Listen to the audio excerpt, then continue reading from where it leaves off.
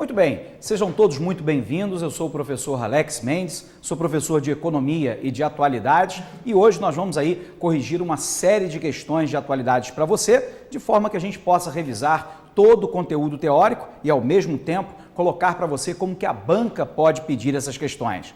Lembrando que a banca tem uma tendência muito forte, aliás, como todas as espalhadas pelo Brasil, de focar os temas de atualidade em três grandes eixos temáticos. Aquilo que nós chamamos de geopolítica, de economia e de meio ambiente.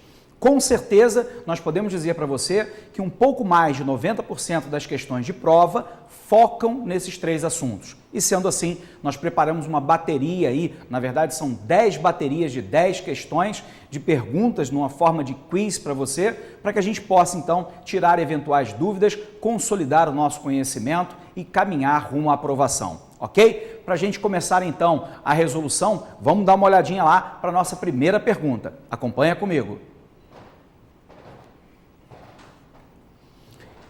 Então, nossa primeira pergunta diz assim: a crise econômica mundial comprovou a tese do descolamento das economias emergentes do cenário adverso internacional, como comprova o bom desempenho da economia chinesa.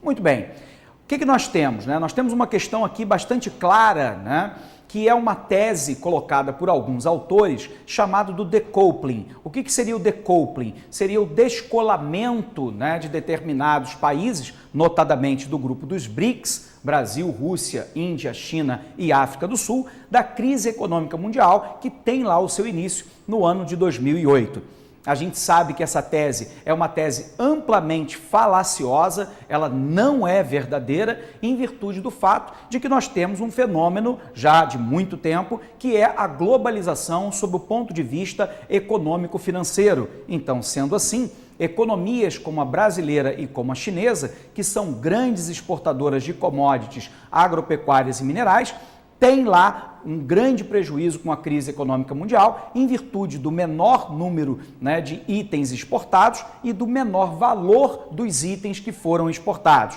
Observe você que neste nosso ano de 2012, a China deve crescer algo em torno de 7,6% e o Brasil deve ter um crescimento entre 1,3% e 1,6%. Portanto, o gabarito dessa nossa primeira questão está incorreta. A questão não está certa, a tese do descolamento não existe, ok? Vamos lá então para a nossa segunda questão.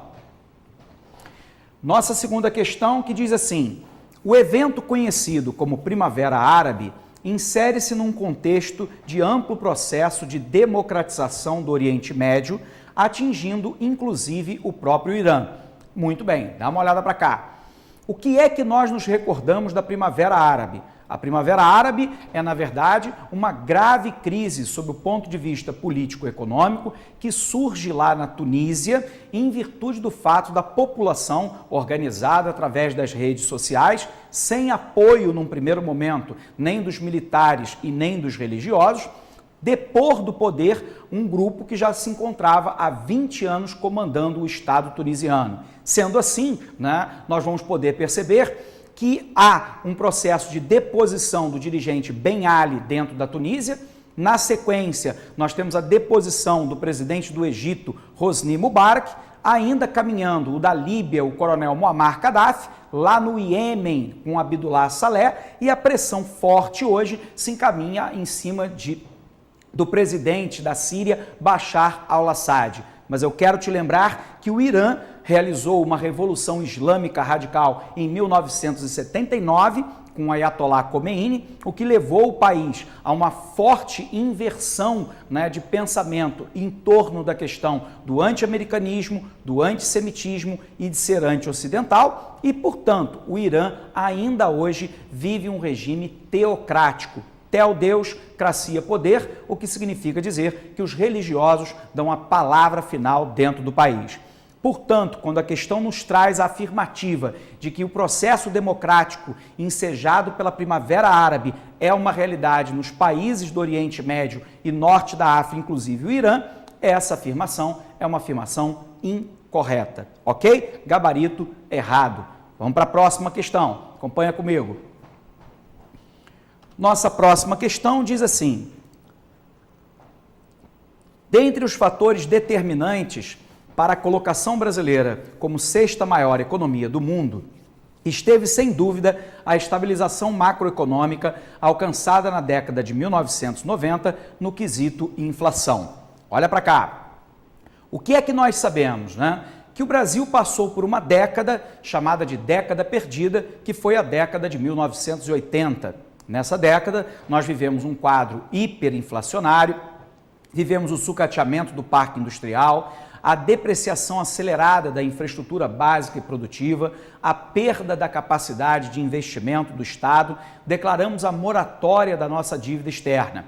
Em virtude desse conjunto de questões, o Brasil entra, a partir de 1990, com uma nova teoria político-econômica calcada no neoliberalismo. Neoliberalismo que iniciou-se no Brasil em 1990 com o governo Collor, com um projeto nacional de desestatização. Lembrando para você que o neoliberalismo se calca em três grandes ideias: a não intervenção do Estado na economia, de que a lei da oferta e da procura é uma reguladora dentro dos mercados e que deva existir livre comércio.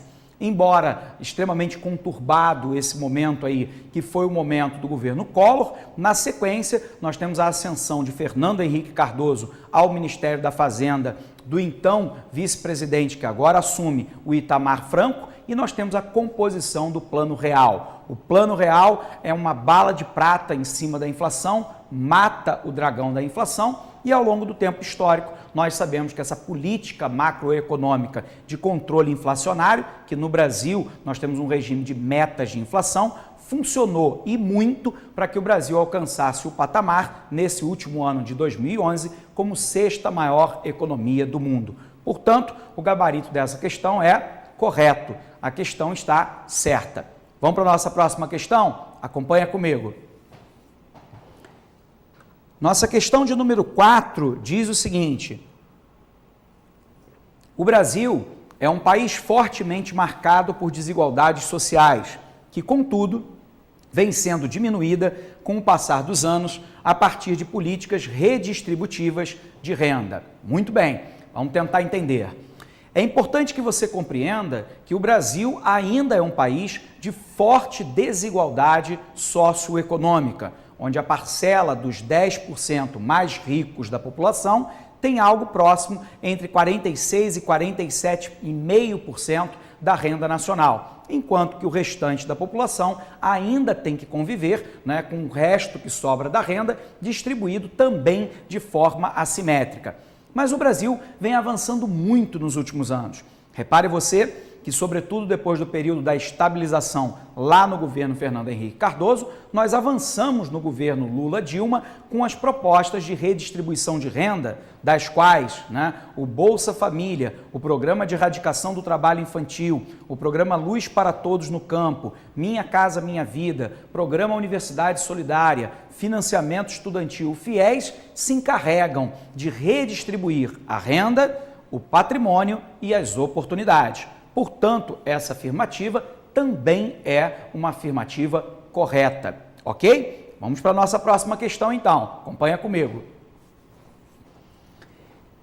Nossa próxima questão diz assim: a visível queda das taxas de natalidade e fecundidade observadas no Brasil no último censo tem relação inversa com a popularização e uso dos chamados métodos contraceptivos. Olha para cá. O que é que nós sabemos? Que tanto a nossa taxa de fecundidade quanto a nossa taxa de natalidade vem em descensão. A pergunta é por quê? E qual é a diferença entre uma taxa de fecundidade e uma taxa de natalidade? Taxa de fecundidade é o número médio de vezes em que as mulheres em idade reprodutiva engravidam. Por que taxa de fecundidade não é taxa de natalidade? Por uma questão óbvia. Eu posso ter o aborto induzido, eu posso ter o aborto natural, ou ainda eu posso ter a criança ou o feto, como você queira, nascido morto. O resultado é que taxa de fecundidade não é taxa de natalidade. Então vem a pergunta: o que é a taxa de natalidade? A taxa de natalidade é a relação entre o número de nascimentos, portanto, de crianças nascidas vivas, em relação à população absoluta, portanto, ao total de pessoas que habita o nosso país. Nesse sentido, tanto a taxa de fecundidade quanto a taxa de natalidade vem caindo. E a pergunta é por quê? O primeiro é o surgimento, a distribuição, a disseminação dos anticoncepcionais.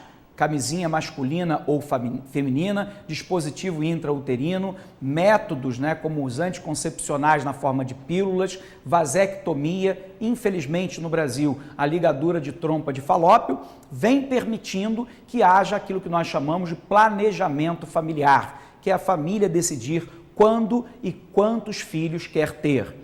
Mas isso é secundado por uma entrada da mulher no mercado de trabalho, diminuindo o tempo livre para ela cuidar de uma prole muito numerosa, o que tende então a reduzir o número de filhos por casal e ainda o processo de urbanização, porque o custo de vida no meio urbano é muito mais elevado que no meio rural, o que também seja um número menor de filhos e, finalmente, avanços na saúde e na educação que permitem efetivamente aos pais decidirem de maneira soberana quantos filhos querem ter. Portanto, essa questão é uma questão incorreta, porque lá no texto está escrito inversamente a propagação dos agentes que permitem o planejamento familiar. Vamos voltar lá para a questão, vou ler com você e vou te mostrar onde está errado. Acompanha comigo. Quando ele diz lá, a visível queda das taxas de natalidade e fecundidade observadas no Brasil no último censo tem relação inversa, o que está errado aí é essa relação inversa. Na verdade, tem uma relação direta com a popularização e o uso dos chamados métodos contraceptivos. Vamos para a nossa próxima questão. Questão de número 6 diz assim: a lei de cotas para negros em universidades públicas foi rechaçado pelo Supremo Tribunal Federal em virtude de sua flagrante ilegalidade diante do artigo que prevê que todos os brasileiros são iguais perante a lei. Muito bem. O que é que nós sabemos? Que nessa questão específica das cotas raciais dentro do Brasil, nós tivemos 3 arguições diretas de inconstitucionalidade diante do Supremo Tribunal Federal. E a alegação é que a nossa Constituição diz que todos são iguais perante a lei e que, portanto, qualquer caráter discriminatório seria flagrantemente inconstitucional. No entanto, não foi essa tese acolhida pelo Supremo Tribunal Federal. O Supremo disse que quando o Constituinte colocou lá na Constituição que todos são iguais perante a lei, ele não desejava fazê-lo somente sob o ponto de vista formal, mas também sob o ponto de vista material. E embora o Supremo reconhecesse que, não obstante o fato de que qualquer sistema de cota se dá em prejuízo de alguns, em valor para outros, na verdade isso se torna necessário quando a perda individual representar um número menor do que o benefício global que a cota atingiria, permitindo então que os negros no Brasil tivessem um acesso mais fácil ao nível superior, que é o que de fato garante a mobilidade socioeconômica. Portanto, essa questão está incorreta. O Supremo entendeu como constitucional a cota para negros em universidades públicas brasileiras. Ok? Vamos para a próxima questão. Próxima questão diz assim: a Síria garante o apoio da Rússia junto ao Conselho de Segurança da ONU, dentre outros fatores, pelo medo deste em ver crescer a influência geopolítica dos Estados Unidos no Oriente Médio. Muito bem. O que é que nós sabemos, Que o atual presidente Bashar al-Assad, comanda a Síria há aproximadamente 12 ou 13 anos, mas que, na verdade, ele recebeu o poder do próprio pai, que já se encontrava há mais de 20. Portanto, nós temos uma ditadura hereditária dentro da Síria que já data de mais de 30 anos. A tese fundamental do governo de Bashar al-Assad é criar uma pressão intensa em cima da população revoltosa de forma a permanecer no poder.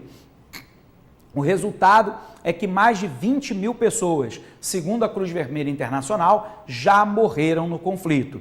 E dada essa questão, a gente sabe então que os Estados Unidos desejaram, junto com os britânicos e junto com a França, né, permitir uma ação militar contra o governo sírio. Atitude essa que foi barrada, que foi vetada, né, pela China e pela Rússia, dentre outros fatores, porque esses dois países, de maneira muito especial a Rússia, tem uma certa aversão ao espalhamento da influência norte-americana sobre o Oriente Médio, que detém 80% do petróleo do mundo. Portanto, esta alternativa é uma alternativa correta, ok? Vamos para a nossa próxima, então.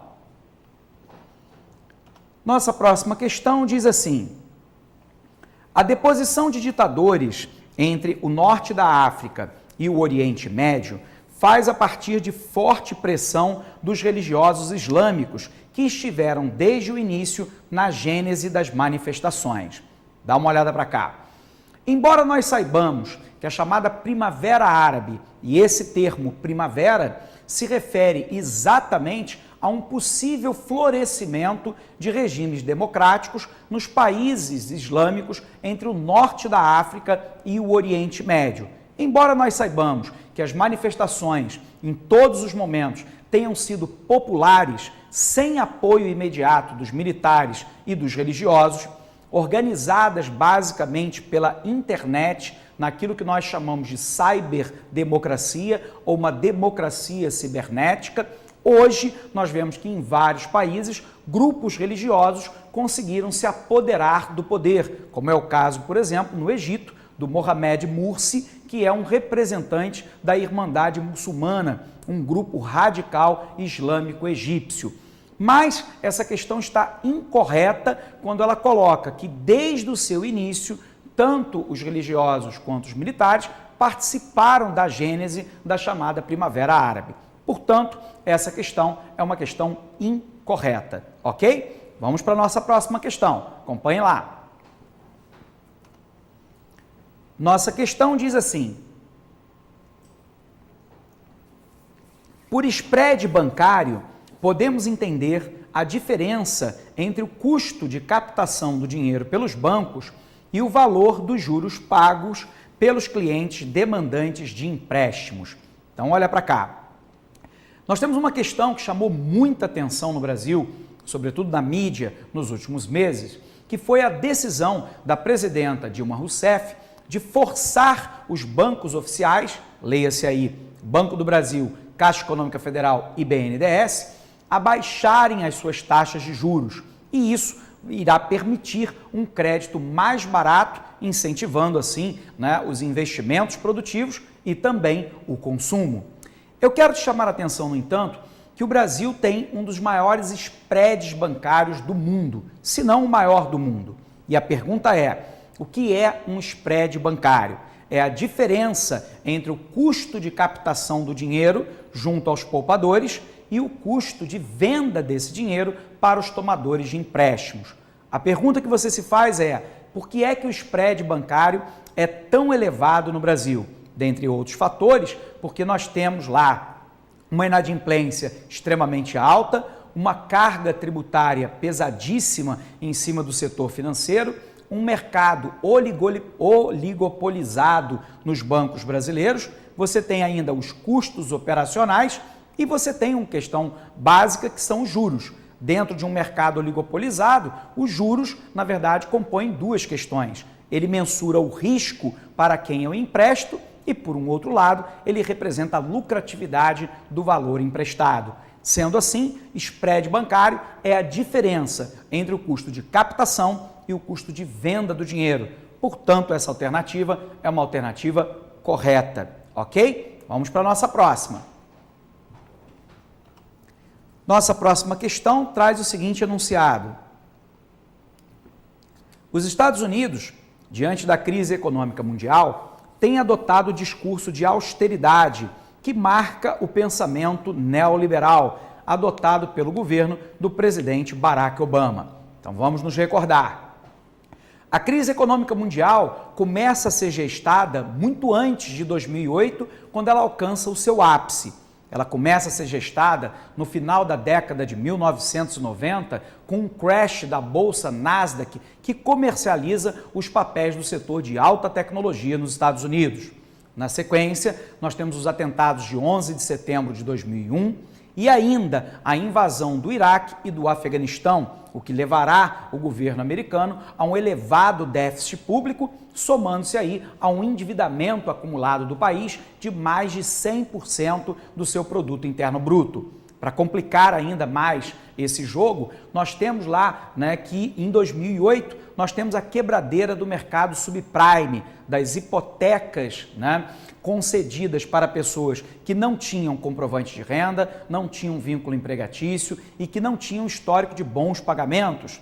Bom, dada aí a quebra do mercado subprime, os Estados Unidos, então, como todo mundo, terá que reagir a uma crise que antes era uma crise somente do mercado imobiliário e financeiro, mas que causa imenso prejuízo aos bancos. Os bancos, então, têm a tendência de ter uma relação tripla com os novos empréstimos. Primeiro, aumento da taxa de juros, tirar dinheiro do mercado, que é o enxugamento da liquidez, e encurtar o prazo para pagamento de novos produtos. O resultado, então, é que a crise que era uma crise imobiliária financeira passa a ser uma crise da economia real. Isso porque os bancos são os grandes financiadores, tanto do investimento de um lado, quanto do outro lado, do consumo. E sendo assim, o governo norte-americano vai reagir.